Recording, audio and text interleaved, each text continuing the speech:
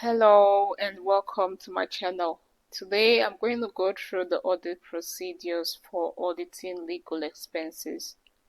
So we're going to look at the working paper that we use when auditing legal fees or legal expenses. So here I have my working paper and you're going to have your company name. I'm testing legal expenses and we have the year end. So let's look at the purpose of this working papers. So the first thing, we want to assess the existence of any contingent liabilities.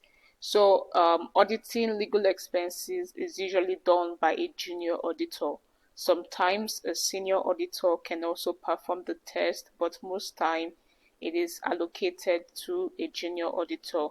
So when we are auditing legal expenses, the first thing we want to check for before we start performing our substantive procedures, we want to check for any contingent liabilities. So that's why we said to assess the existence of any contingent liabilities. And then we can now go ahead to verify the accuracy, occurrence, and classification of legal expenses. So this part will be the substantive part, okay? While this first part is just to check for any contingent liabilities. So what are the procedures we are going to perform in order to carry out this audit test? So we're going to obtain the GL, okay? You're going to obtain the general ledger from the client. And then once you obtain the full GL, you're going to extract any account that relates to legal fees or legal expenses, okay? So that can be account 100 or 102, whatever the account is. You're going to extract that account from the GL so you can perform your analysis. So once you do that, you're going to look through the GL of the legal expenses and determine if there's any indication of a contingent liability, okay? And how do you do that? The client has to provide you with all the invoices. So you're going to request the invoices from the client. The client is going to provide you with the invoices. Then you'll be able to look through the invoices and see if there's any indication of contingent liability.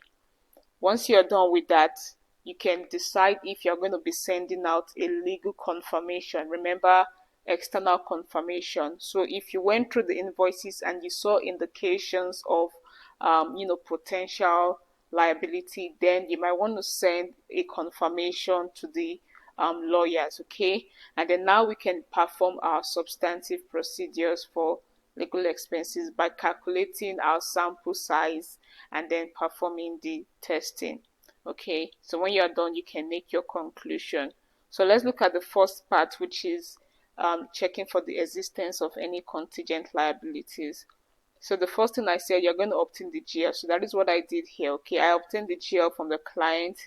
And just so you know, this is not a real client. I changed most of the information here for confidentiality purpose.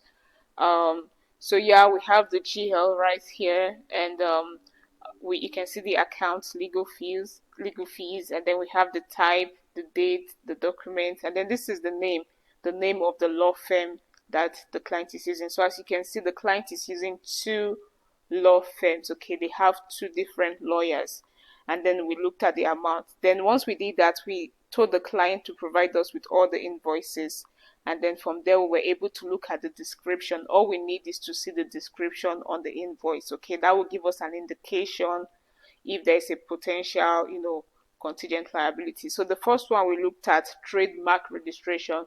Does that ring any bell of a contingent liability? No, it's just registration of trademark. So we said no. Indication of contingent liability claims or potential claims, I said no, because trademark registration does not ring a bell of any claims. Then I looked at the next item on the GL, and then the invoices, general matters. So general matters might just be discussion with your lawyers for registration or any other thing that is not related to claim. So I also said no, because this does not give me any indication of potential claim. So let's look at this one. I looked at the invoice and I saw something relating to Techman Limited claims. Okay, at that point, I'm going to pause and be like, yes, I think this might be an indication of a claim. So I want to know more about this claim. What is the claim about? What is the potential, value or amount that might be arising, or the potential liability that might be arising from this claim? So I'm going to put yes, okay? And let's look at another one. I also see one here that says techman claims final review of draft statements. This is also an indication of a potential liability. So I put yes, and this from D&T Associates. The invoice says trademark infringement matter. So I also said yes because trademark infringement looks like something is happening and we want to understand more about that claim. So once we are done with that, you can see from your own judgment, you should know that okay, at this point you need to send a legal confirmation to the lawyers. So now you are going to obtain the lawyer's information from the client. So the client is going to provide you with the name of their lawyers, the email address, the mailing address, the phone number, and then you're going to come up with the letter. There's always a standard format for every audit firm. So you're going to draft the letter and then send it to your client to sign the letter before sending it to the lawyers, okay? So then once you get a response back from the lawyers, you're going to look at their response in depth and then analyze if it should be disclosed in the financial statement. So that is what we do in the first step of auditing legal expense. We first check for any contingent liabilities by reviewing the invoices and decide if we need to send a legal confirmation. So once that is out of the way, you can now perform your substantive test, okay? And this will be the normal way we perform our substantive test, where you have to calculate your sample size, okay? In this case, after calculating my sample size, I got just one. So I was required, because legal expenses is usually a low risk, low risk assessment. So I don't expect to have much samples to test. So in this case, I was to test only one. And since I already have all the invoices, all I just do is to select that one sample and then trace to the invoice, okay? So you trace to the invoice. So per supporting documentation, you're going to put the invoice number, you're going to put the vendor. So this was from D&T Associates. Remember, they are using 2 law firms. Sometimes the client might use just one law firm, okay? And then date the service was provided, and then I put the invoice amount right here. And then you're going to check the invoice, does it relate to a legal fee? Yes. And then you're going to compare the amount on the invoice to the amount on the GL. Okay, so that's where you see, is there any difference in the amount? In this case, there was no difference.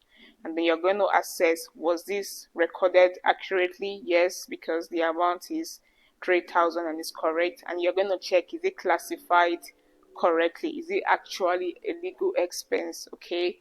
And in this case, yes, it is. So that is our substantive testing, okay? So remember, if you're a junior auditor and you have to perform audit of legal expenses, these are the things you want to do. You want to start by looking out for any contingent liabilities, and then deciding if you're going to send a confirmation letter, a legal inquiry letter to the lawyers, and then you can go on to perform your substantive testing. So thank you very much for watching the video today. If you have any question, you can put in the comment section and I'll be happy to help you. See you in the next video, and bye.